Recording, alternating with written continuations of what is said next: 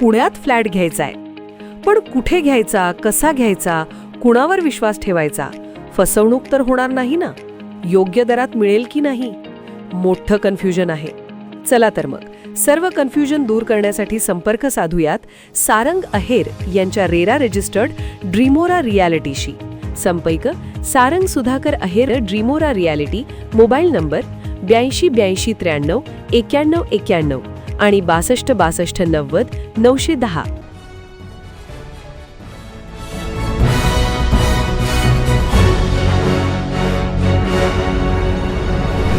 आपण पाहत आहात BCCN न्यूज. सोनम वांगचुक यांच्या मागणीच्या समर्थनात बुलढाण्यात एक दिवसीय बैठा सत्याग्रह. पोलिसांनी दडपशाही करून सोनम वांगचुक यांचे उपोषण उधळल्याचा केला निषेध. सोनम वांगचुक यांच्या जीविताला धोका असल्याचाही संशय केला व्यक्त. दिल्ली येथे गेल्या 20 दिवसापासून सुरू असलेले सोनम वांगचुक यांचे उपोषण आज दिल्ली पोलिसांनी उधळून लावल्याचा आरोप करत त्यांच्या मागण्यांच्या समर्थनात बुलढाण्याच्या जयस्तंभ चौकातील डॉ. बाबासाहेब आंबेडकर यांच्या पुतळ्यासमोर सामाजिक कार्यकर्ते ॲडव्होकेट प्रवीण सुरडकर यांनी एक दिवसीय बैठा सत्याग्रहाला सुरुवात केली आहे. सोनम वांगचुक यांच्या आंदोलनाला देशभरातून मिळत असलेला प्रतिसाद आणि 20 तारखेचा होणाऱ्या मोर्चाला घाबरून सरकारनेही दडपशाही केल्याचा आरोप करत सरकारला त्यांच्या प्रकृतीची एवढी काळजी असेल तर त्यांनी सोनम वांगचुक यांच्या मागण्या मान्य कराव्यात, अशी मागणी देखील यावेळी सुरळकर यांनी केली आहे. त्याचबरोबर सोनम वांगचुक यांच्या जीविताला धोका असल्याचा संशय देखील त्यांनी व्यक्त केला आहे. खरं सांगायचं म्हणजे सोनम वांगचुक जे आहे त्यांची प्रकृती खालावली म्हणून त्यांना उचलून नेलं असा तो विषय नाही.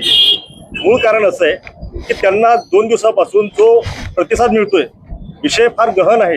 नीट परीक्षेमधील जे पेपर फुटी प्रकरणामुळे विद्यार्थ्यांनी जे आत्महत्या केलेले आहे, ते काही विद्यार्थी डिप्रेशनमध्ये गेलेले आहे. त्या महत्वाच्या विषयासाठी ते उपोषणाला बसून आज 20 दिवस झालेले आहेत. त्यांच्या एकंदरीत 20 तारखेला जो त्यांचा समन्वयार्थ जो मोर्चा निघणार आहे त्याचा त्यांना एक अंदाज आलेला आहे की देश आता पूर्णतः आपल्या विरोधात चाललेला आहे आणि सोनम वांगचुक यांना फार मोठा प्रतिसाद मिळणार आहे. त्याच्यामुळे पोलीस त्यांच्यासाठीच मी आज इथं बसलेलो आहे. आता त्यांना मला तर अशी माहिती मिळाली की सोनम वांगचुक यांना कुठं उचलून नेलेलं आहे याची काही कल्पना नाहीये. आता काही विद्यार्थ्यांना तिथं मारहाण सुद्धा झालेली असं मला माहिती मिळालेली आहे आणि मला असं वाटते सोनम वांगचुक यांच्या जीविताला सुद्धा धोका आहे अशी मला एक माहिती सुद्धा मिळालेली आहे.